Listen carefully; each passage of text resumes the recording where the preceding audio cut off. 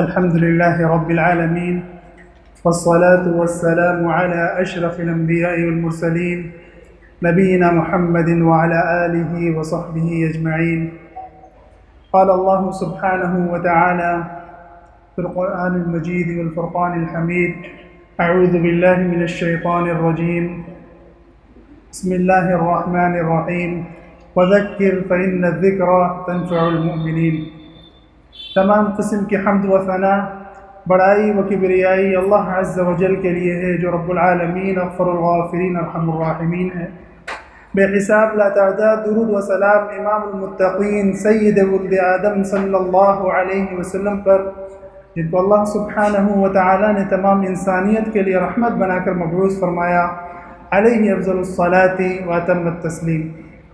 محترم سامعین کرام اور مہمانان عظام، جیسا کہ آپ تمام کو اطلاع دی گئی کہ آج ہمارے درمیان مہمان کے طور پہ فضیلت الشیخ قمر الزمان حفظہ اللہ موجود ہیں۔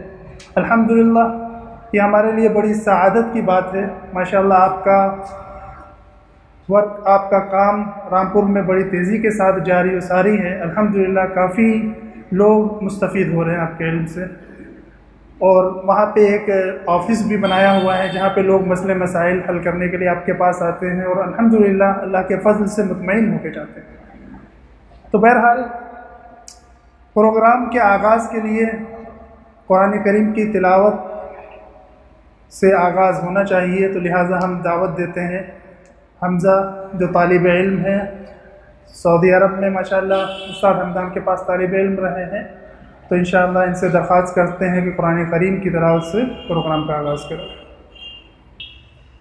اعوذ باللہ من الشیطان الرجیم، بسم اللہ الرحمن الرحیم۔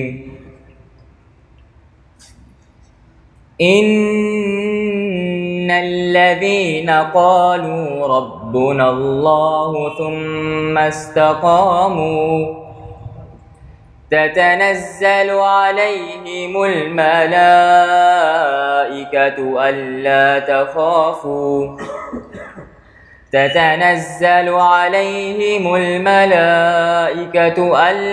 تخافوا ولا تحزنوا وأبشروا بالجنة التي كنتم توعدون نحن أولياؤكم في الحياة الدنيا وفي الآخرة ولكم فيها ما تشتهي أنفسكم ولكم فيها ما تدعون نزلا من غفور رحيم نزلا من غفور رحيم ومن أحسن قولا ممن دعا إلى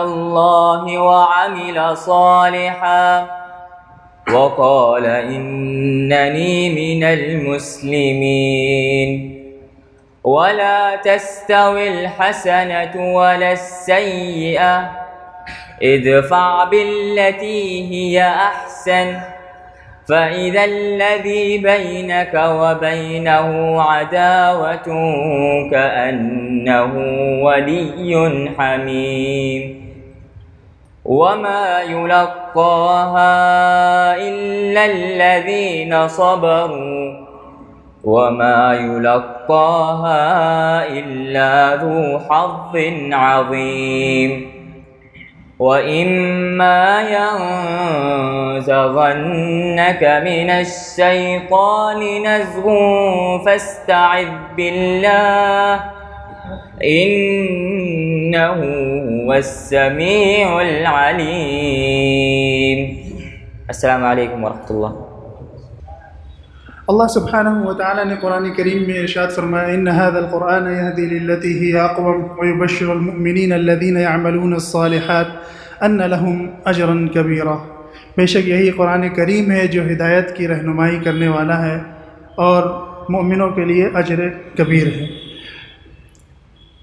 جیسا کہ آپ لوگ جانتے ہیں کہ اس ادارے میں دینی پروگرام ہوتے رہتے ہیں اللہ کے فضل سے، اور الحمدللہ اللہ کی توفیق سے بڑے بڑے مشائخ کو موقع ملتا ہے یہاں آنے کا۔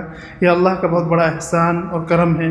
اسی طرح آج بھی اللہ سبحانہ و تعالیٰ نے ایک اور موقع عنایت فرمایا، اس رب کا شکر ہے اور کرم ہے کہ اس رب العالمین نے ہمیں دوبارہ یہاں مل کر بیٹھنے کا، ایک عظیم شخصیت کے درمیان بیٹھنے کا موقع عنایت فرمایا۔ سب سے زیادہ ہمیں اپنے رب کا شکر ادا کرنا چاہیے۔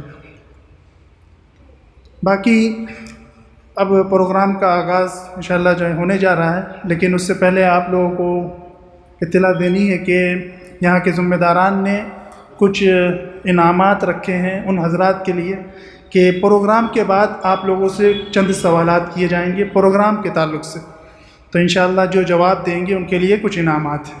تو لہٰذا آپ سے درخواست ہے کہ توجہ کے ساتھ شیخ کے پروگرام کو سماعت فرمائیں، انشاءاللہ پروگرام کے بعد سوالات کیے جائیں گے۔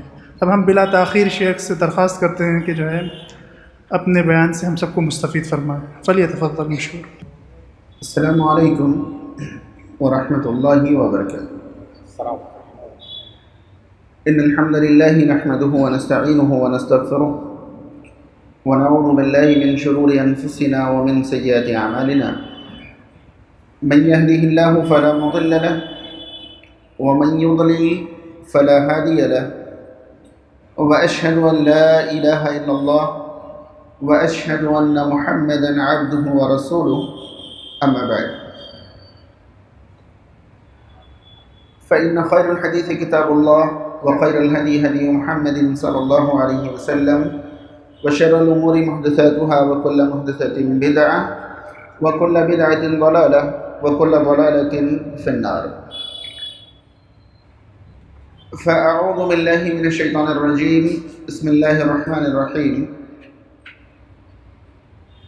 وما ارسلنا قبلك من المرسلین الا انہم لیأکلون الطعام ویمشون فی الاسواق وجعلنا بعضکم لبعض فتنہ اتصبرون وکان ربک بصیرا۔ محترم ذمہ داران و سامعین کرام، تعریف و توصیف کی تمام قسمیں خالصتاً اللہ رب العالمین کے لیے لائق و مناسب ہیں۔ درود و سلام نازل ہو اللہ کے آخری رسول احمدی مجتبی محمد مصطفیٰ صلی اللہ تعالی علیہ وسلم پر۔ اللہم صلی علی محمد وعلی آل محمد کما صلیت علی ابراہیم وعلی آل ابراہیم انکا حمید مجید۔ اللہم بارک علی محمد وعلی آل محمد کما بارکت علی ابراہیم وعلی آل ابراہیم انکا حمید مجید۔ حاضرین، بالکل جگہ سامنے سے پر کرتے ہوئے بیٹھیں اور جو خالی جگہ ہوں وہ پیچھے چھوڑ دیں تاکہ جو آئیں وہ آسانی سے جگہ لے کر بیٹھ جائیں۔ بالکل قریب ہو کر سامنے سے مل کر بیٹھ جائیں۔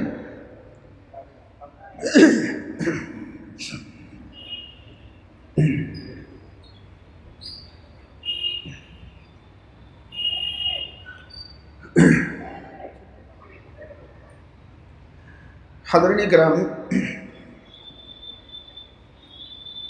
عقیدے کے اعتبار سے یا اسلامی فہم کے اعتبار سے بر صغیر کے مسلمانوں کی جو سوچ وہ اس قدر گہری ہے کہ اگر ہم میں سے کوئی قرآن و سنت کے مطابق پورے معاشرے کی اصلاح کرنے کے لیے نکلے تو وہ پریشان ہو جاتا ہے کہ کہاں سے شروع کریں، کہاں تک بڑھیں، کہاں رکیں، کہاں ختم کریں۔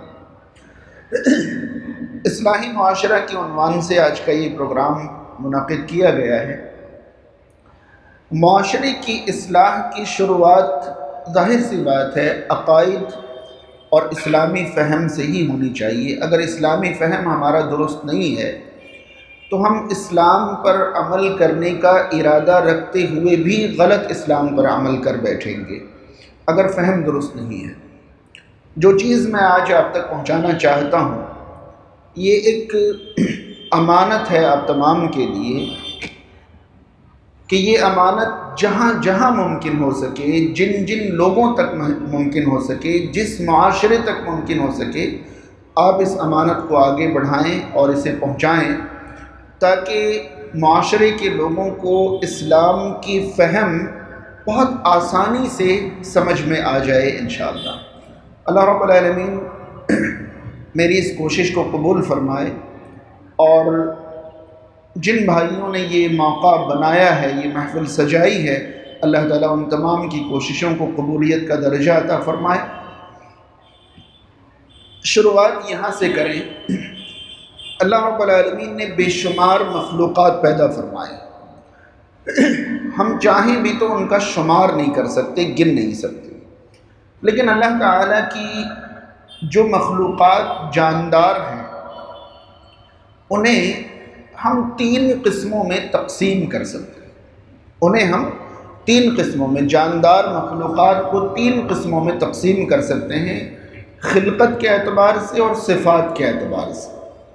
پہلی قسم مان لیں فرشتوں کی، دوسری قسم مان لیں جن اور انسان کی، جن اور انسان کی، میں نے صفات کے اعتبار سے کہا، اور تیسری قسم مان لیں حیوانات کی، تیسری قسم حیوانات کی۔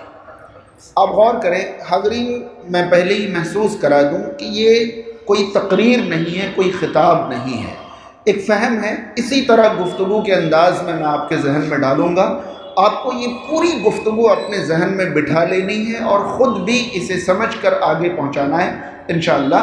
کسی انداز کا وغیرہ وغیرہ کا انتظار کریں گے تو انتظار ہی کرتے رہیں گے اور گفتگو ختم ہو جائے گی۔ تو آپ پہلے جملے سے توجہ کے ساتھ سنیں اور جو میں بتانا چاہتا ہوں اسے سمجھیں انشاءاللہ۔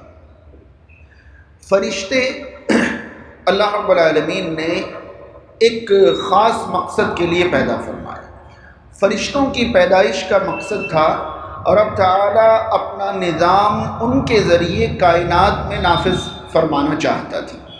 رب تعالیٰ اپنا نظام ان کے ذریعے کائنات میں نافذ فرمانا چاہتا تھا، یہ فرشتوں کی تخلیق کا مقصد تھا۔ بارش برسانی ہے، رب تعالیٰ برسائے گا، لیکن ذمہ داری کن کو دی؟ فرشتوں کو دی، روحیں قبض کرنے، وحی نازل کرنے وغیرہ وغیرہ۔ تو رب تعالیٰ نے فرشتوں کو اپنے امور کے نفاذ کے لیے پیدا فرمایا، اسی اعتبار سے ان کے اندر صفات رکھی، اسی اعتبار سے ان کے اندر صفات رکھی۔ مثلا اللہ تعالیٰ نے فرشتوں کو عقل عطا فرمائی تاکہ رب تعالیٰ کی حکم کو وہ سمجھ سکیں اور صحیح جگہ پر اس کو نافذ کر سکیں، اس لیے اللہ نے انہیں عقل عطا فرمائی۔ لیکن فرشتوں کو اللہ تعالیٰ نے خواہشات نہیں عطا فرمائی، خواہشات نہیں عطا فرمائی۔ اگر انہیں خواہشات عطا کی گئی ہوتی تو ضرور اللہ کے حکموں کی کہیں نہ کہیں وہ نافرمانی کر بیٹھتے، درمیان میں خواہشات حائل ہو جاتی، رکاوٹ بن جاتی اور وہ نافرمانی، اور اگر وہ اللہ کے حکم کی نافرمانی کرتے تو کائنات کا نظام درہم برہم ہو جاتا۔ اللہ تعالیٰ نے فرشتوں کو عقل عطا فرمائی، خواہشات عطا نہیں فرمائی، لہذا فرشتے کھاتے نہیں، پیتے نہیں، شادی بیاہ نہیں کرتے، کاروبار نہیں کرتے، اور ان کے اندر کوئی خواہشات نہیں ہیں۔ یہ فرشتوں کے بارے میں۔ اب درمیان میں جو ہم ہیں، جن اور انسان، ہم کیا ہیں یہ بعد میں سمجھیں گے، پہلے تیسری قسم کو سمجھ لیں۔ فرشتوں کے بالکل برعکس جو ہیں وہ حیوانات ہیں، جن کی پیدائش کا مقصد اللہ تعالیٰ نے سورۃ البقرہ کی آیت نمبر غالباً 33 کے اندر فرمایا، زمین کی تمام چیزیں ہم نے تمہارے لیے بنائی۔ یعنی حیوانات کی پیدائش کا مقصد اگر قرآن مجید سے سمجھیں تو ہمیں ملتا ہے کہ حیوانات کی پیدائش اللہ تعالیٰ نے انسان کی ضروریات مکمل کرنے کے لیے کی ہیں تاکہ انسان ان سے فائدہ اٹھائیں۔ کس طرح سے کیسے فائدہ اٹھائیں یہ انسان کو دھیرے دھیرے علم ہوتا رہتا ہے اور ان سے فائدہ اٹھاتے رہتے ہیں۔ اللہ رب العالمین نے انہیں ہمارے فائدے کے لیے بنایا، ان کی پیدائش کا الگ سے کوئی مقصد نہیں تھا۔ لہذا آپ دیکھیں گے کہ وہ جاندار تو ہیں، اللہ نے انہیں خواہشات عطا فرمائی ہیں، عقل نہیں عطا فرمائی۔ حیوانات کو اللہ نے خواہشات عطا فرمائی، عقل نہیں عطا فرمائی۔ اب بعض لوگ ایسا سمجھیں گے کہ بھئی کچھ جانور تو بڑے سمجھدار ہوتے ہیں، آپ کہہ رہے ہیں کہ عقل نہیں عطا فرمائی، کچھ جانور تو انسانوں کو مات دیتے ہیں عقل میں، تو یہاں عقل سے مراد شریعت میں عقل جسے کہتے ہیں وہ میں نے مراد لیا ہے، یعنی حلال اور حرام کی تمیز کرنا، حق اور باطل کی تمیز کرنا، صحیح اور غلط کی تمیز کرنا، اس کے لیے اللہ نے جو عقل عطا فرمائی ہے وہ عقل حیوانات کو اللہ نے نہیں دی ہے۔ حیوانات کو کھانے کی ضرورت ہے، آپ اسے کھیت پر لے جائیں، ایک کھیت آپ کے ہوں اور باقی غیروں کے ہوں، آپ کے دشمن کے ہوں، انہیں نہیں مطلب کہ کون سا کھیت آپ کا ہے اور کون سا آپ کے دشمن کو ہے، انہیں تو صرف ہری ہری گھاس نظر آئے گی اور وہ اس میں چرنا شروع کر دیں گے، انہیں پیٹ بھرنے سے مطلب ہے، حلال اور حرام سے مطلب نہیں ہے، انہیں شہوت پوری کرنی ہے، حلال اور حرام سے کوئی مطلب نہیں ہے، انہیں تو اپنی خواہش پوری کرنی ہے، اللہ نے انہیں خواہشات دی ہے لیکن عقل نہیں دی ہے کہ وہ حلال اور حرام کی تمیز کرے۔ بات واضح ہے؟ اب درمیان میں رہے ہم اور آپ، ہمارے ساتھ جنوں کو بھی شامل اس لیے میں نے کیا کیونکہ قرآن مجید نے شریعت کا مکلف انسان کے ساتھ ساتھ جنوں کو بھی کیا ہے، لیکن چونکہ ہمیں یہاں جنات کو سمجھنا نہیں ہے، سمجھنا تو ہمیں خود کو ہے، لہذا ان کا ذکر ایک طرف رکھیں، اب انسان کا ذکر کریں تو اللہ تعالیٰ نے انسان کو عقل بھی عطا فرمائی ہے اور خواہشات بھی عطا فرمائی۔ آئی بات سمجھ میں؟ فرشتے، انسان اور حیوان، فرشتوں کو عقل عطا ہوئی، خواہشات نہیں، کیونکہ ان کی خلقت کا مقصد الگ تھا۔ حیوانات کو خواہشات دی گئی، عقل نہیں، کیونکہ ان کی خلقت کا مقصد الگ تھا۔ ہمیں اللہ نے ادھر والی چیز بھی دے دی اور فرشتوں کی صفت بھی اللہ نے ہمارے اندر رکھی ہے، عقل بھی دی ہے، اور حیوانات کی صفت بھی رکھی ہے یعنی خواہشات بھی دی ہے۔ اب جو جملہ میں کہنا چاہتا ہوں، میری پوری تقریر کا خلاصہ یہ ایک جملہ ہے، یہ ایک جملہ میں آپ کو امانت کے طور پر دے رہا ہوں۔ اگر انسان، بہت دھیان سے سن لیں، اگر انسان اپنی خواہشات کو مار کر، اگر انسان اپنی خواہشات کو کچل کر اللہ کو راضی کرنے کی کوشش کرے تو وہ انسانیت کے درجے سے اوپر اٹھ کر فرشتہ بننے کی کوشش کر رہا ہے، اور اللہ تعالیٰ نے ہم سے یہ مطالبہ نہیں کیا ہے۔ آ رہی بات سمجھ میں؟ اگر انسان اپنی خواہشات کو کچل کر اللہ کو راضی کرنے کی کوشش کرے تو یہ کام اللہ نے کن کو سونپا تھا؟ فرشتوں کو۔ ہم سے یہ مطالبہ نہیں ہے کہ اپنی خواہشات کو کچل لو اور اللہ کو راضی کرو، یہ مطالبہ ہم سے۔ اگر کوئی ایسا کرتا ہے تو فرشتہ بننے کی کوشش کر رہا ہے، اور اللہ تعالیٰ نے ہمیں انسان رہ کر اللہ کو راضی کرنے کا حکم دیا ہے، فرشتہ بننے کا حکم نہیں دیا ہے۔ دوسری طرف اگر انسان اپنی عقل کو گروی رکھ دے اور صرف خواہشات پوری کرنے میں لگ جائے تو وہ انسان کے درجے سے نیچے اتر کر حیوانیت کی طرف چل پڑا ہے۔ اللہ تعالیٰ ہم سے یہ نہیں چاہتا، یہ تو سبھی جانتے ہیں، لیکن تعجب کی بات ہے کہ یہ انسان کو بھی نہیں پسند۔ یہ یعنی انسان کو حیوان کہہ دیا جائے، یہ تو دنیا میں کسی، آپ کو حیرت ہوگی کہ انسانوں کو حیوان کی کوئی نہ کوئی قسم ضرور پسند ہوتی ہے، کسی کو گھوڑا بہت پسند ہے، کسی کو بکرا بہت پسند ہے، لیکن اگر آپ ان سے کہہ دیں کہ آئیے گھوڑا صاحب تشریف لائیے تو خوش نہیں ہوں گے۔ بات سمجھ رہے ہیں؟ ایک شخص کو گھوڑا بہت زیادہ پسند ہے، لیکن اگر آپ یہ سوچیں کہ انہیں گھوڑا بہت پسند ہے تو میں ان کو ہی گھوڑا کہہ دوں تو بہت خوش ہوں گے، بالکل خوش نہیں ہوں گے، وہ آپ سے ناراض ہو جائیں گے۔ یعنی انسان کو حیوان کہلوانا بالکل پسند نہیں ہے۔ تو یہ جملہ سمجھ میں آیا؟ پھر سے سنیں، اگر انسان اپنی خواہشات کو کچل کر اللہ کو راضی کرنے کی کوشش کرے تو وہ فرشتہ بننے چلا ہے، اور اللہ تعالیٰ نے ہم سے یہ مطالبہ نہیں کیا ہے۔ اور اگر انسان اپنی عقل کو بھول جائے، فراموش کر دے اور صرف خواہشات پوری کرنے میں لگ جائے تو یہ زندگی، خواہشات پوری کرنے والی زندگی انسان کی نہیں بلکہ حیوانات کی ہے، وہ حیوانات بننے چلا ہے، اور یہ تو خود انسان کو بھی نہیں پسند۔ خلاصہ کلام یہ نکلا کہ ہمیں انسان رہتے ہوئے اللہ کو راضی کرنا ہے۔ کیا مطلب؟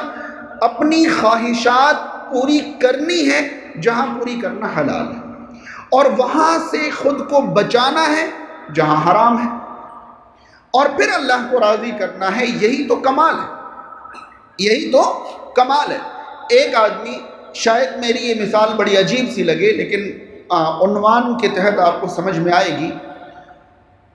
ایک آدمی گھر سے باہر نکلے 100 قدم چل کر واپس آ جائے اور کہے دیکھو میں 100 قدم باہر جا کر آیا لیکن میرے کپڑے گیلے نہیں ہوئے، سر گیلا نہیں ہوا، جسم گیلا نہیں ہوا۔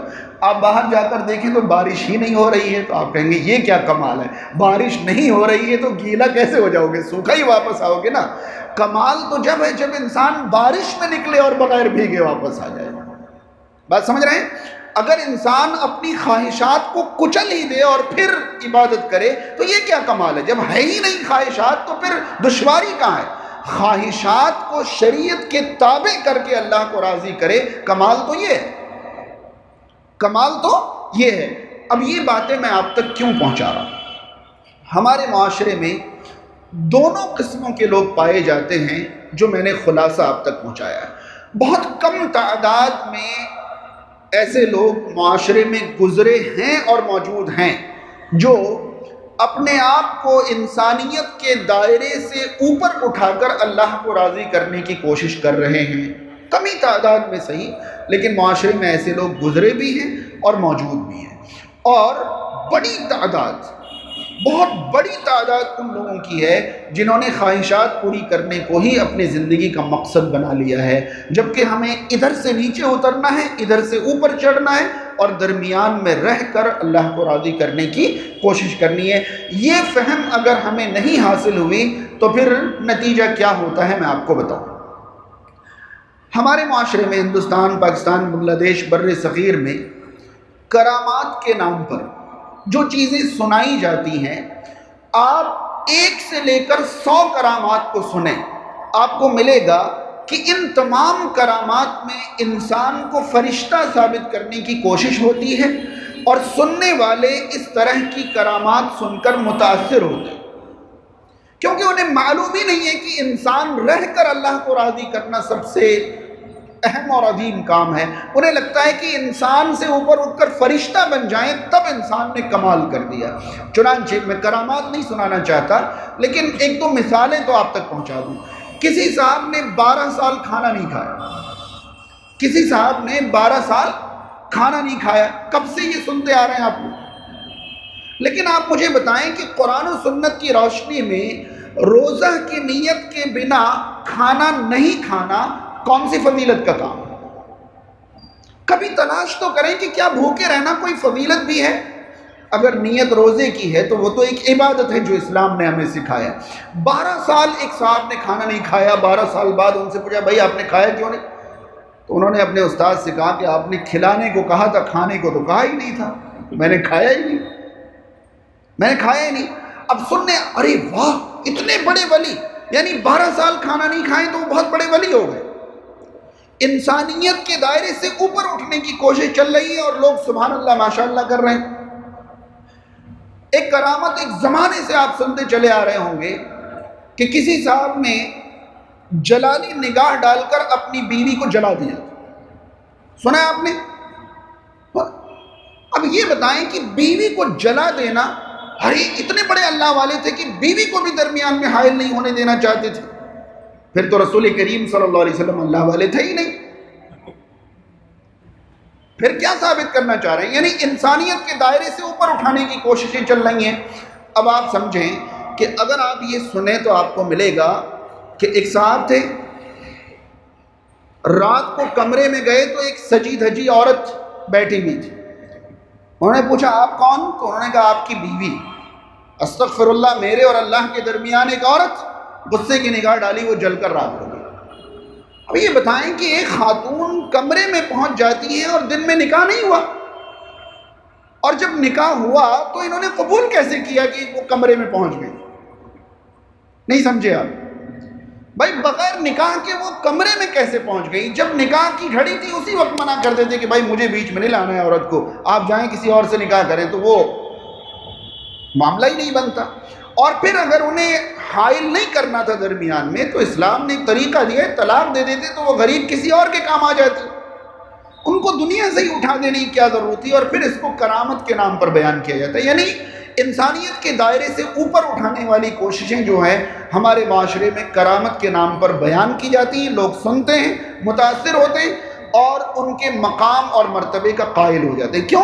کیونکہ ہمیں پتہ ہی نہیں ہے کہ انسان رہ کر اللہ کو راضی کرے، یہی اللہ تعالیٰ چاہتا ہے۔ ہمیں یہ بتا دیا گیا ہے کہ انسان رہ کر، ایک آدمی اگر روزمرہ کی زندگی میں مشغول ہے، ایک آدمی بیوی بچوں والا ہے، کاروبار کرتا ہے، روزمرہ کی زندگی میں مشغول ہے، وہ کتنا ہی عبادت گزار اور متقی کیوں نہ ہو جائے، مجال ہے کہ معاشرے میں کوئی اسے اللہ کا ولی سمجھ لے۔ یعنی ولایت کی پہلی شرط لوگوں نے یہ بنا رکھی ہے کہ وہ دنیا داری سے بالکل کیا ہو، علیحدہ ہو۔ بیوی بچوں والا اللہ کا ولی، یہ کیسے ہو سکتا ہے؟ ہوتا ہی نہیں۔ یعنی انسان تو اللہ کا ولی ہو ہی نہیں سکتا، پہلے انسان کیا بنے؟ فرشتہ بنے، پھر وہ اللہ کا ولی کہلائے گا، ورنہ ولی کہلانے کا حق ہی نہیں ہے اس کو۔ تو یہ تصور نے اس طرح کے واقعات کو ہمارے معاشرے کے ذہنوں میں اس طرح بٹھا رکھا ہے کہ وہ ما فوق الفطرت طاقتیں ان کے اندر تلاش کرنے لگے۔ جب ایک آدمی 12 سال بغیر کھائے زندہ رہ سکتا ہے تو پھر تو ہم نے خود ہی ساری عمارت بنا لی کہ ارے وہ تو پھر بہت کچھ کر سکتا ہے، وہ تو پھر بہت کچھ۔ پھر وہ سمندر سے کشتیاں نکالنے لگتے ہیں اور قبض کی ہوئی روحیں واپس لانے لگتے ہیں، کیونکہ ما فوق الفطرت طاقت تو آپ نے یہی دکھا دی۔ ایک واقعہ میں نے سنا، حیرانی ہوئی کہ ایک بوڑھی عورت کا ایک ہی بیٹا تھا، شادی کے دن اس کی روح قبض ہو گئی۔ اس کی والدہ ایک مقبول شخصیت کے پاس گئیں اور بڑی شکایت کری، انہوں نے کہا نہیں، ان کی تو روح قبض ہو گئی، وہ تو چلے گئے۔ جب بہت زیادہ وہ بڑھیا روئی دھوئیں تو انہوں نے ملک الموت سے کہا کہ بھائی ان کی روح واپس کر دینا، بہت رو رہی ہیں ان کی ماں۔ تو ملک الموت نے کہا کہ اللہ کے حکم سے میں نے روح نکالی ہے، اب واپس نہیں ہو سکتی۔ انہوں نے 1-2 بار اصرار کیا، جب ملک الموت نہیں مانے تو انہوں نے روح چھیننے کی کوشش کری۔ جس ٹوکری میں ملک الموت روحیں لے جا رہے تھے، پوری ٹوکری ٹوٹ کر ساری روحیں بکھر گئی۔ اس دن جتنے لوگ مرے تھے سبھی زندہ ہو گئے۔ باقاعدہ آپ یوٹیوب پر تلاش کریں گے، میں نے ایک لندن میں ایک آڈیٹوریم میں بیٹھ کر ایک صاحب کو یہ بیان کرتے ہوئے میں نے دیکھا یوٹیوب پر کہ اس طرح سے بیان۔ اب یہ کیا ہے یہ سبھی چیزیں؟ لیکن یہ چیزیں کیا ہیں یہ اہم نہیں ہے، اہم یہ ہے کہ معاشرے کے لوگ ان چیزوں کو ہضم کیسے کر رہے ہیں۔ اس لیے ہضم کر رہے ہیں کیونکہ انہیں اسلام کی فہم نہیں معلوم، وہ نہیں جانتے کہ اسلام میں اللہ کو پسند آنے کے لیے کیا کرنا چاہیے اور کیا نہیں کرنا چاہیے۔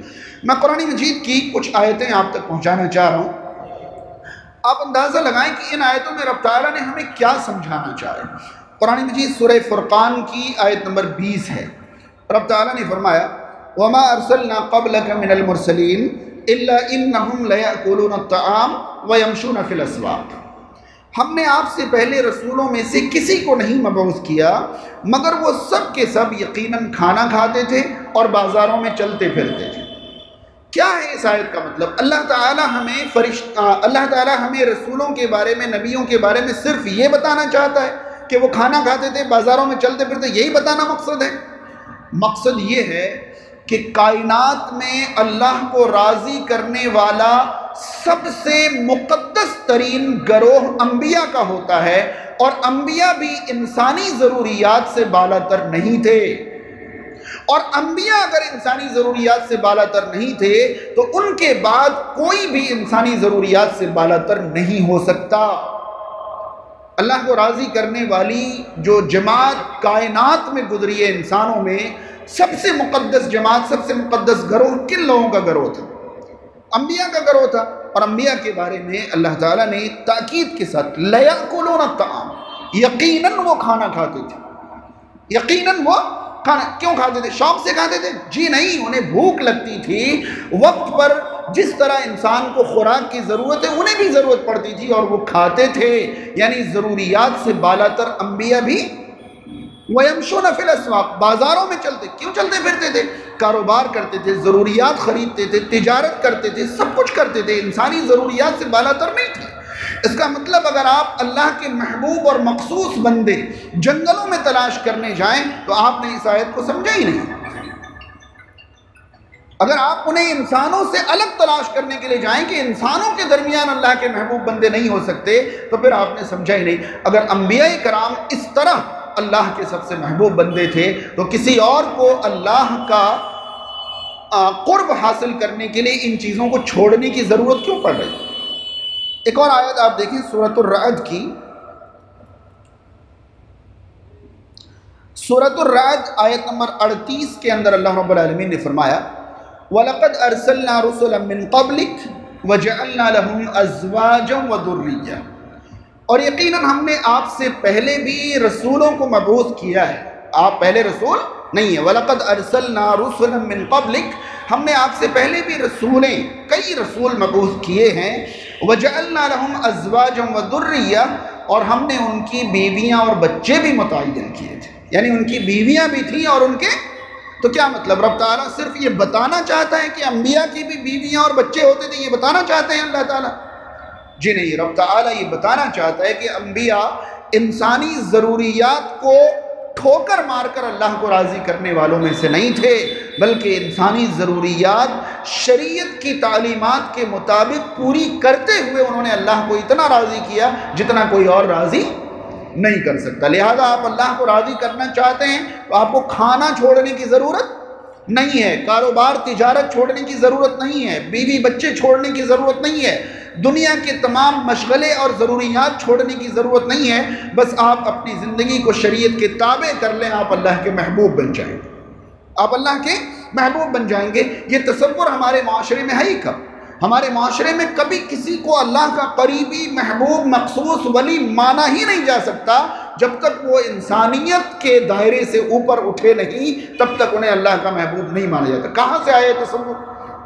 چلیے اب آگے بڑھیں۔ ہمارے معاشرے میں ایک بہت بڑا رول جو ہے، اس بات کو بھی سمجھنے کی کوشش کریں، ہمارے معاشرے میں ایک بہت بڑا رول جو ہے ہمارے ملک کی اکثریت آبادی کی بھی ہے۔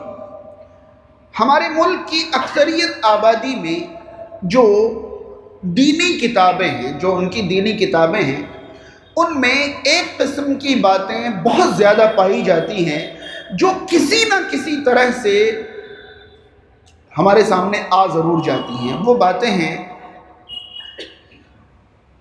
ان کے، کس طرح میں اظہار کروں، ان کے کچھ ایسے لوگ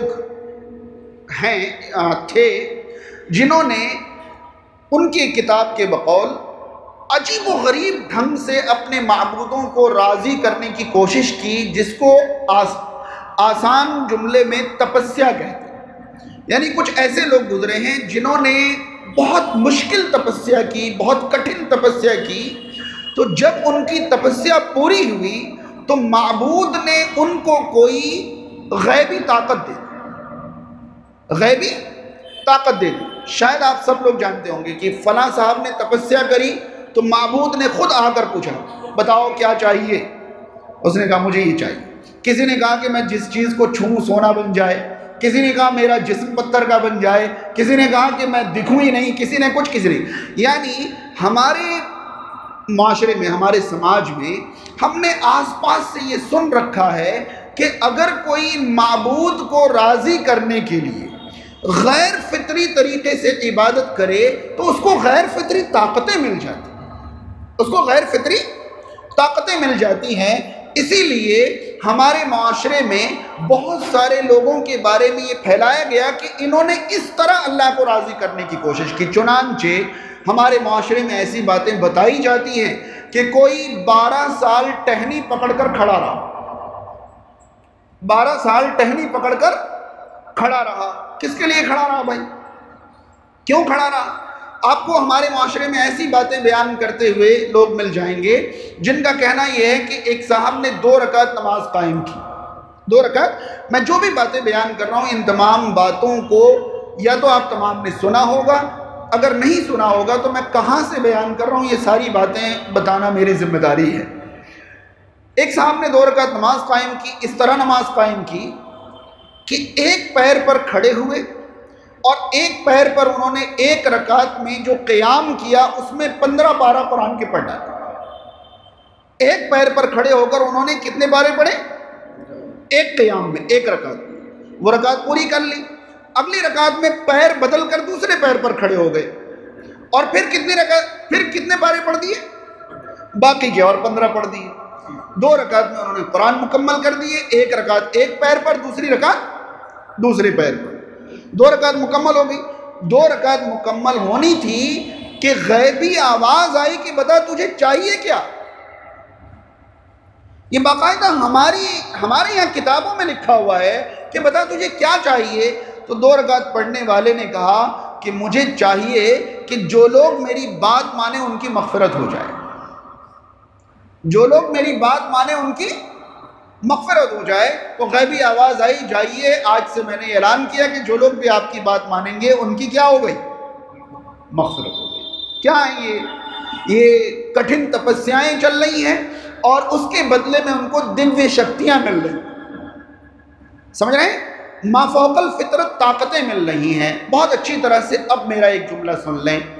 اللہ کا کوئی نیک بندہ, بہت دھیان سے یہ جملہ سن لیں, اللہ کا کوئی نیک بندہ اگر اپنی نیکیوں کا بدلہ دنیا میں چاہے تو وہ اللہ کا نیک بندہ ہی نہیں. ٹھیک ہے؟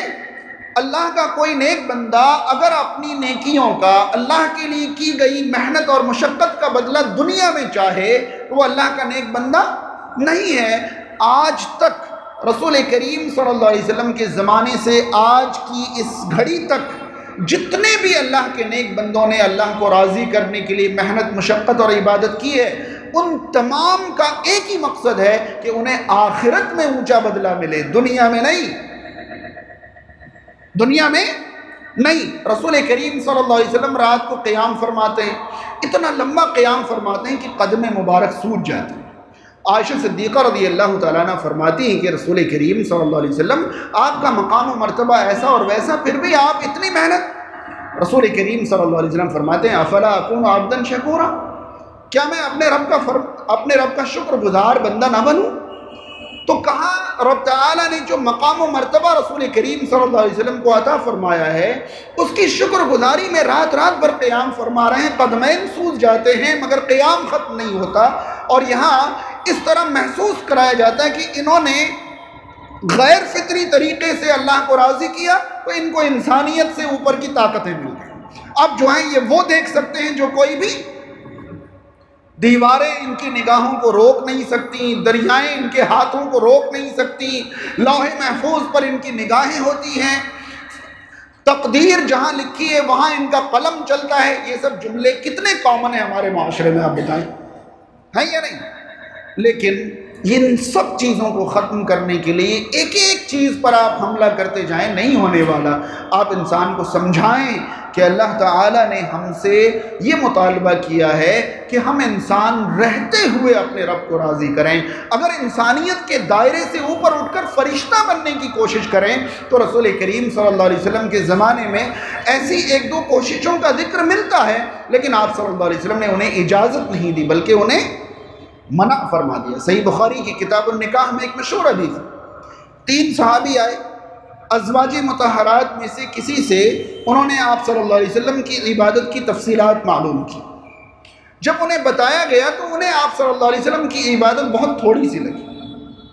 پھر انہوں نے خود ہی سوچ لیا کہ اللہ کے رسول صلی اللہ علیہ وسلم کے مقابلے میں ہمارا کیا جوڑ, وہ تو چلو اتنی بھی کرتے ہیں تو بہت ہیں, ہمیں تو اور کرنی پڑے گی. لہذا وہیں پر ان تینوں میں سے ایک نے کہا کہ آج کے بعد میں کبھی رات کو نہیں سوؤں گا, آج کے بعد میں کبھی رات کو نہیں سوؤں گا, پوری رات کیا کروں گا؟ نماز پڑھتا رہوں. دوسرے نے کہا کہ میں آج کے بعد کبھی دن میں کھانا نہیں کھاؤں گا, ہر دن کیا کروں گا؟ روزہ رکھوں گا. تیسرے نے کہا کہ میں کبھی شادی نہیں کروں گا, ہمیشہ اللہ کی عبادت کرتا رہوں گا. اب ہمارے معاشرے کے حساب سے ان تینوں سے بڑے ولی تو صحابہ میں کوئی تھے ہی نہیں. بات سمجھ رہے ہیں؟ ہمارے معاشرے میں جو اسلامی فہم ہے, جو سوچ ہمارے معاشرے کی ہے, اس کے اعتبار سے تو ان سے بڑے صحابہ میں کوئی. رسول کریم صلی اللہ علیہ وسلم اندر تشریف فرما تھے, آپ نے یہ باتیں سن لی, آپ جلدی سے باہر نکلے. انتم الذین قلتم کذا و کذا, آپ صلی اللہ علیہ وسلم نے پوچھا کہ تم نے ابھی ابھی ایسی ایسی باتیں کہی ہیں؟ ہاں کہی. سب سے پہلے رسول کریم صلی اللہ علیہ وسلم نے ایک ضابطہ بیان فرمایا, ان کی باتیں تو بعد میں کی, پہلے آپ نے ایک ضابطہ بیان فرمایا. اما واللہ انی لاخشاکم للہ واتقاکم لہ, سن لو میں تم سب سے زیادہ اللہ سے ڈرنے والا اور اللہ کا تقوی اختیار کرنے والا ہوں. مجھ سے زیادہ تم میں سے کسی کو اللہ سے ڈر بھی نہیں، اللہ کی خشیت بھی نہیں. اس کے بعد آپ نے فرمایا اس کے باوجود میں رات کو نماز بھی قائم کرتا ہوں اور سو بھی جاتا ہوں، میں دن میں کھا بھی لیتا ہوں اور روزے بھی رکھ لیتا ہوں، اور میں نے شادیاں بھی کر رکھی ہیں. پھر آپ صلی اللہ علیہ وسلم نے ایک شریعت کا قانون بیان فرما دیا، فمن رغب عن سنتی فلیس منی، جو میرے ان طریقوں سے اعراض کر جائے، منہ موڑ جائے، اس کا مجھ سے کوئی تعلق نہیں. کیا مطلب ہے اس حدیث کا؟ فرشتہ بننے چلے تھے نا تینوں صاحب، اللہ کے نبی صلی اللہ علیہ وسلم نے پیٹ تھپتھپایا کہ نہیں بہت اچھا ارادہ ہے، باقی سب لوگ کام کاج میں بیوی بچے میں لگے ہوئے ہیں، آپ لوگ خالی اللہ کی عبادت کے ارادے سے نکلے ہو، بہت اچھا ہے. کہا یہ نہیں، کدھر چلے؟ فرشتہ بننے. واپس آؤ، انسان بن کے اللہ کو راضی کرو، کھاؤ بھی، سو بھی، شادی بیاہ بھی کرو، بیوی بچے بھی رکھو، اور پھر اللہ کو راضی کرو. اللہ کے نبی صلی اللہ علیہ وسلم نے نہیں اجازت دی انسانیت کے دائرے سے باہر نکلنے کی، اجازت دی نہیں. صحیح بخاری کی ایک اور حدیث اس بات کی اور تائید کرتی ہے. سلمان فارسی رضی اللہ تعالیٰ عنہ کا رسول کریم صلی اللہ علیہ وسلم نے ابو الدرداء رضی اللہ تعالیٰ عنہ جو انصاری صحابی سے تھے ان سے مواخات کرا دیا تھا، بھائی چارہ کرا دیا تھا. ابو الدرداء انصاری مدینہ سے باہر کھیتی باڑی کے لیے کچھ ہی دوری پر رہنے لگے تھے. سلمان فارسی ایک دن اپنے انصاری بھائی ابو الدرداء سے ملنے گئے. ابو الدرداء تو گھر میں تھے نہیں، ان کی بیوی تھی، حالت بگڑی ہوئی، بال بکھرے ہوئے، کپڑے گندے، ان حالتوں میں. یاد رہے یہ واقعہ پردہ کا حکم نازل ہونے سے پہلے کا ہے. انہوں نے پوچھا ام درداء یہ کیا حالت بنا رکھی ہے آپ نے؟ انہوں نے ایک ہی جملے میں پورا واقعہ بتا دیا. انہوں نے کہا آپ کے بھائی کو میری ضرورت ہے ہی نہیں، ابو الدرداء کو میری ضرورت ہے ہی نہیں. وہ سمجھ گئے، خاموش رہے. تھوڑی دیر میں ابو الدرداء آئے، دیکھا بھائی آئے، جلدی سے ان کے سامنے کھانے پینے کا سامان رکھا. انہوں نے کہا آپ کھائیں؟ کہ نہیں میں روزے سے. انہوں نے کہا اللہ کی قسم آپ نہیں کھائیں گے تو میں بھی نہیں کھاؤں گا. آپ نہیں کھائیں گے تو انہیں روزہ توڑنا پڑا اور مہمان کے لیے کھانا پڑا. یاد رہے یہ ان کا نفل روزہ تھا. اگر فرض روزہ ہوتا تو سلمان فارسی بھی کس حال میں ہوتے؟ روزے کی حالت میں ہوتے، اور ان کے سامنے کھانا پیش نہیں کیا جاتا. پھر آپ سوچیں کہ بھئی رمضان کے روزے توڑوا دیے، فرض روزہ نہیں تھا یہ، ٹھیک ہے. اس کے بعد رات ہوئی، ان کا بستر لگا دیا گیا. انہوں نے بھائی سے پوچھا ابو الدرداء آپ کہاں؟ میں تو چلا نماز پڑھ. چلیے سو جائیے.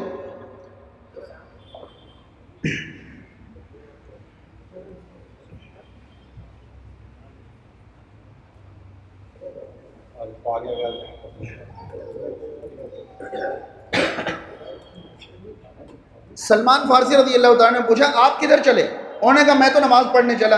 انہوں نے کہا چلیے سو جائیے فوراً.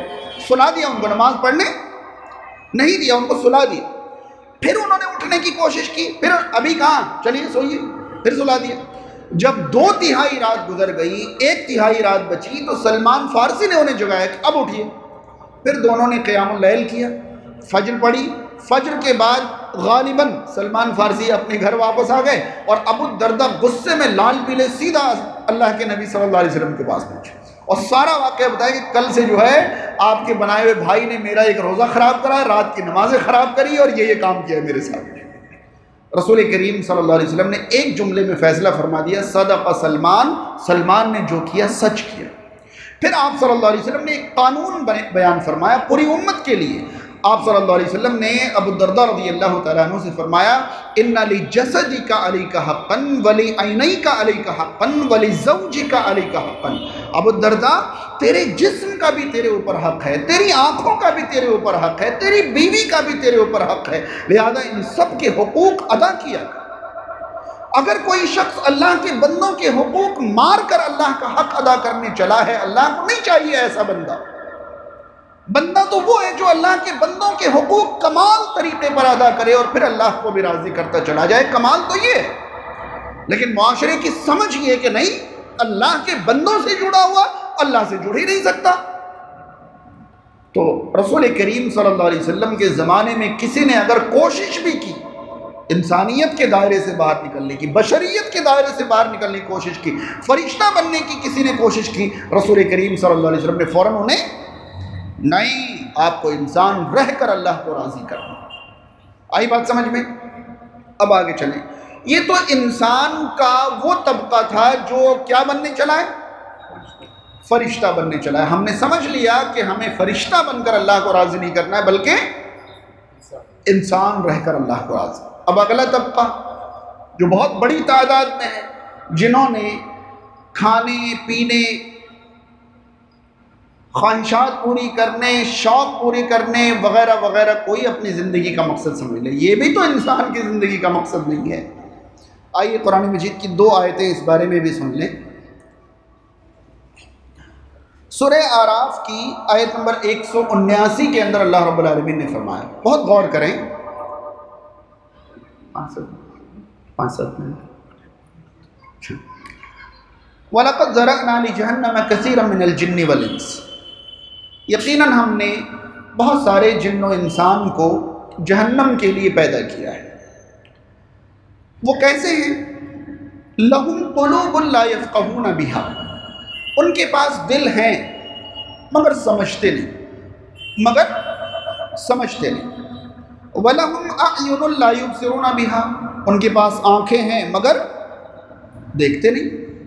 وَلَهُمْ آذَانٌ لَا يَسْمَعُونَ بِهَا، ان کے پاس کان ہیں مگر سنتے نہیں. أُولَئِكَ كَالْأَنْعَامِ، وہ چوپایوں کی طرح. بات انسانوں کی چل رہی ہے، مثال کن سے دی جا رہی ہے؟ تشبیہ کن سے دی جا رہی ہے؟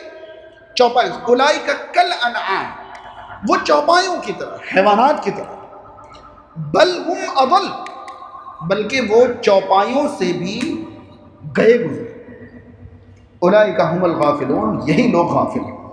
یہاں کئی بات سمجھنے کی. سب سے پہلی چیز یہ کہ ان کے پاس دل ہیں مگر سمجھتے نہیں، آنکھیں ہیں مگر دیکھتے نہیں، کان ہیں مگر سنتے نہیں. قرآن مجید کی آیت میں یہ باتیں سب سے پہلے کن پر فٹ آتی تھی؟ نہیں آئی بات سمجھ؟ جب یہ آیت نازل ہوئی تو اس آیت کی یہ والی باتیں سب سے پہلے کن لوگوں پر فٹ ہو رہی تھی؟ مشرکین پر، مکہ کے مشرکین پر، کہ ان کے پاس دل ہیں مگر سمجھتے نہیں، آنکھیں مگر دیکھتے نہیں، کان ہیں مگر سنتے نہیں. اب سوال یہ ہے کہ کیا واقعی سارے کے سارے کفار اپنی آنکھوں سے نہیں دیکھتے تھے؟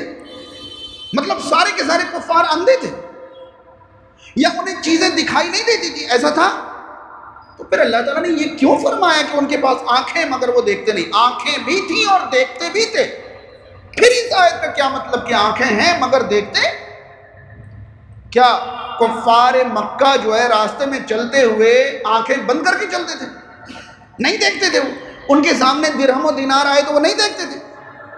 بھائی ساری چیزیں دیکھتے تھے. تو اللہ تعالیٰ کی یہ بات تو نعوذ باللہ وقتی طور پر تو غلط لگ رہی ہے کہ حقیقت میں تو وہ لوگ آنکھیں بھی ہیں اور دیکھ بھی رہے ہیں، لیکن اللہ تعالیٰ فرما رہا ہے کہ ان کے پاس آنکھیں ہیں مگر یہ دیکھتے. اچھا ان کے کانوں میں کوئی آواز نہیں آتی تھی؟ سب آواز آتی تھی. پھر اللہ تعالیٰ کیسے فرما رہا ہے کہ ان کے پاس کان ہیں مگر؟ اب ایک جملے میں سن لیں. اللہ تعالیٰ نے دل، آنکھ، کان اور مزید آرگنز، اجزاء جو ہیں جسم کے، وہ انسان کو بھی دیے اور حیوان کو بھی دیے. انسان کو بھی دیے اور لیکن انسان کو اللہ تعالیٰ نے یہ ساری چیزیں اسی مقصد کے لیے دیے ہیں جس مقصد کے لیے حیوان کو دیے ہیں، مگر انسان کے ساتھ ایک مقصد اضافی جڑا ہوا ہے. بات سمجھ رہے ہیں؟ انسان کے یہ سارے اعضاء جو ہیں، آنکھیں اللہ نے جانوروں کو بھی چیزیں دیکھنے کے لیے دی ہیں اور انسانوں کو بھی چیزیں دیکھنے کے لیے. کان اللہ نے جانوروں کو بھی آواز سننے کے لیے، انسانوں کو بھی آواز، اور دل اللہ نے ان کے لیے بھی، انسانوں کے لیے بھی. لیکن انسان پر ایک ذمہ داری بڑی ہوئی ہے کہ وہ اللہ کے قانون، اللہ کے احکام، اللہ کی شریعت، اللہ کی نشانیوں کو دیکھیں، سنیں اور سمجھیں. اس لیے اللہ نے انسان کو چیز دی. اب بتائیں کہ اگر انسان اپنا دل، اپنی آنکھیں، اپنے کانوں کا استعمال انسان کی طرح نہیں کر کے حیوانات کی طرح کرنے لگے کہ ساری چیزیں دیکھ رہے ہیں، ساری آوازیں سن رہے ہیں، اللہ کی نشانیوں کو نہیں دیکھ رہے ہیں، تو یہ استعمال انسانوں والا استعمال ہوا یا حیوانوں والا؟ کیسا استعمال ہوا؟ ساری آوازیں سن رہے ہیں مگر اللہ کی باتیں نہیں سن رہے ہیں. تو یہ استعمال انسانوں والا استعمال. اسی لیے اللہ نے فرمایا کہ ان کے پاس آنکھیں ہیں مگر یہ دیکھتے نہیں. یعنی حیوانوں کے اوپر انہیں جو دیکھنے کے لیے آنکھیں دی گئی تھیں وہ یہ نہیں دیکھ رہے ہیں، وہی دیکھ رہے ہیں جو حیوان بھی دیکھ رہے ہیں۔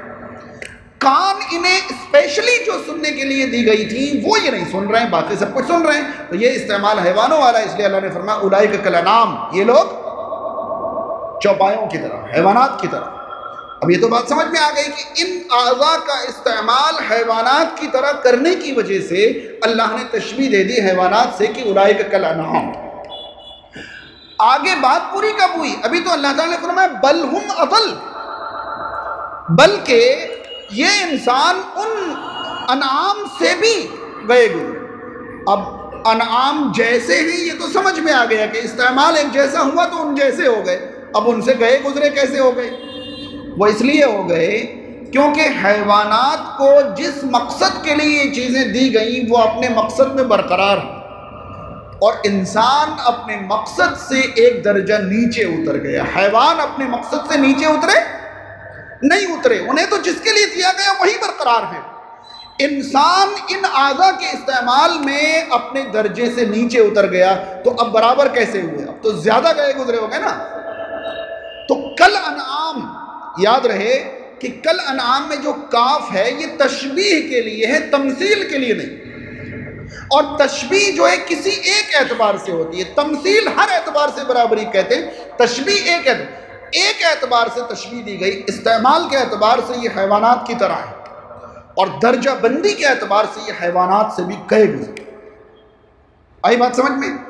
اب محسوس کریں کتنے معاشرے کے لوگ اس آیت کی زد میں آئے، اس آیت کی دل ہیں مگر کاروبار کے فنڈے تو اتنی اچھی طرح سمجھ میں آتے ہیں کہ پوچھئے مت، آخرت کا فنڈا سمجھ میں نہیں آتا۔ تو یہ استعمال دل اور دماغ کا، یہ انسانوں کا استعمال تو نہیں ہے۔ کن کا استعمال ہے؟ آپ کو پتہ ہے حیوانات بھی اپنے مالک اور غیر مالک کو پہچانتے ہیں، مانوس اور اجنبی کو پہچانتے ہیں۔ ایک محلے میں روزانہ آنے جانے والا آئے جائے، سارے محلے کتے خاموش بیٹھے، کوئی اجنبی آدمی آئے فوراً یہ کون آیا، فوراً چلانا شروع کر دینا۔ انہیں بھی اتنا پتہ ہے کہ کون اپنا ہے کون پرایا ہے۔ انسان کو اللہ نے دل و دماغ اس لیے عطا کیا تھا تاکہ وہ حق اور باطل، صحیح اور غلط، دنیا اور آخرت کو سمجھ سکے، اور اگر وہ نہیں سمجھ پا رہے ہیں تو یہ استعمال انسانی استعمال نہیں ہے۔ آگے اسی طرح کی ایک آیت اور قرآن مجید میں ہے، وہ دیکھیں۔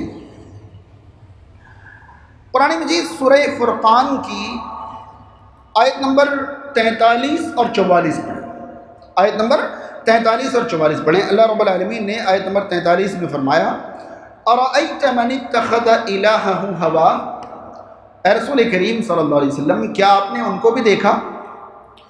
مَنِ اتَّخَذَ إِلَٰهَهُ هَوَاهُ، جس نے اپنی خواہشات کو ہی اپنا معبود بنا رکھا۔ اَرَأَيْتَ مَنِ اتَّخَذَ إِلَٰهَهُ هَوَاهُ، کیا آپ نے انہیں بھی دیکھا جس نے اپنی خواہشات کو ہی اپنا، کریں گے وہی جو ان کا نفس کہے گا، کریں گے وہی جو ان کا دل چاہے گا، کریں گے وہی جو ان کی خواہش ہوگی۔ ہر وقت خواہش کے پیچھے لگے ہوئے، خواہش پوری کرنے میں لگے ہوئے، گویا کہ خواہش کو انہوں نے اپنا کیا بنا لیا ہے؟ رب بنا لیا، معبود بنا لیا۔ اَرَأَيْتَ مَنِ اتَّخَذَ إِلَٰهَهُ هَوَاهُ، کیا آپ نے ان کو دیکھا جنہوں نے اپنی خواہشات کو اپنا معبود بنا لیا؟ یاد رہے قرآن مجید میں یہ جملہ دو مرتبہ ہے، ایک جگہ یہاں سورہ فرقان میں ہے اور ایک جگہ سورہ روم میں بھی اللہ تعالیٰ نے یہ فرمایا ہے۔ دو مرتبہ اللہ نے فرمایا کہ انہیں آپ نے دیکھا جو اپنی خواہشات کو اپنا معبود بنائے بیٹھے۔ یہاں اللہ تعالیٰ نے فرمایا أَفَأَنْتَ تَكُونُ عَلَيْهِ وَكِيلًا، کیا آپ ان کے کچھ کام آ سکتے ہیں؟ کچھ نہیں، گئے وہ کام سے۔ خواہشات کو جس نے اپنا معبود بنا لیا آپ بھی ان کا کچھ نہیں کر سکتے۔ أَفَأَنْتَ تَكُونُ عَلَيْهِ وَكِيلًا، کیا آپ ان کا وکیل بن سکتے ہیں، ان کے کارساز، خیر خواہ کچھ بن سکتے ہیں، کچھ کر سکتے ہیں؟ نہیں۔ آگے اللہ تعالیٰ نے فرمایا أَمْ تَحْسَبُ أَنَّ أَكْثَرَهُمْ يَسْمَعُونَ أَوْ يَعْقِلُونَ، کیا آپ سمجھتے ہیں کہ ان میں سے اکثر سنتے اور سمجھتے ہیں؟ أَمْ تَحْسَبُ، کیا آپ کا خیال ہے، أَنَّ أَكْثَرَهُمْ کہ ان میں سے اکثر، يَسْمَعُونَ أَوْ يَعْقِلُونَ سنتے ہیں اور سمجھتے ہیں، إِنْ هُمْ إِلَّا كَالْأَنْعَامِ، یہ تو صرف چوپایوں کی طرح، یہ تو صرف چوپایوں کی طرح ہیں، بل ہم اضل سبیلا، بلکہ راستہ اختیار کرنے کے اعتبار سے چوپایوں سے بھی اول ہیں، بدتر ہیں گئے گزرے۔ یہاں اللہ تعالیٰ نے بات وہی بیان فرمائی انعام کی طرح، چوپایوں کی طرح، بلکہ ان سے بھی گئے گزرے، مگر یہاں کن کو؟ جنہوں نے اپنی خواہشات کو اپنا معبود بنا لیا۔ تو پورا بر صغیر، ہمارا پورا ملک جو ہے، ہمارے ایک سوچ رکھنے والی پوری سلطنتیں آپ کہہ لیں کہ آپ ہندوستان، پاکستان، بنگلہ دیش وغیرہ وغیرہ جہاں بھی جائیں، یہی دونوں چیزیں ہمارے معاشرے میں ہیں۔ یا تو انسان سے اوپر اٹھ کر اللہ کو راضی کرنے میں لگا ہوا ہے، یا انسانیت کے دائرے سے نیچے اتر کر حیوان بنتا چلا گیا ہے۔ انسان رہ کر اللہ کو راضی کرنے والے بہت، جبکہ ہونا یہ چاہیے تھا کہ اس درجے کے لوگ زیادہ ہوتے۔ کچھ لوگ چلو دائرے سے نیچے اتر گئے تھے، کچھ لوگ دائرے سے اوپر چڑھنے لگے تھے، اکثر لوگ تو یہ ہوتے، مگر اس طرح کے لوگ بہت، یا تو انسان حیوان بن گیا یا تو انسان فرشتہ بن گیا۔ ہمیں انسان رہ کر اللہ کو راضی کرنے کی کوشش کرنی ہے۔ انسانیت کے دائرے سے اوپر اٹھنا بھی ہم سے مطالبہ نہیں ہے، اور انسانیت کے دائرے سے نیچے اتر جانا یہ تو خود ہماری بدنصیبی کہہ لیجئے، یا خود ہمیں یہ جملہ پسند نہیں ہے کہ کوئی ہمیں حیوان کہے، کوئی ہمیں حیوان کہے، ہمیں خود یہ پسند ہے۔ اللہ تعالیٰ ہم تمام کو توفیق عطا فرمائے کہ ہم اللہ تعالیٰ کے مطالبے کے مطابق اللہ کو راضی کرنے کی کوشش کر سکیں۔ اللہ تعالیٰ ہمیں انسان رہ کر اللہ تعالیٰ کو راضی کرنے کی کوشش کرنے کی توفیق عطا فرمائے۔ اللہ تعالیٰ ہمیں اسلام کی صحیح فہم اور صحیح سمجھ عطا فرمائے۔ اقول قولی ھذا استغفر اللہ لی ولکم ولسائر المسلمین والحمد للہ رب العالمین، والسلام علیکم ورحمۃ اللہ وبرکاتہ۔ اچھا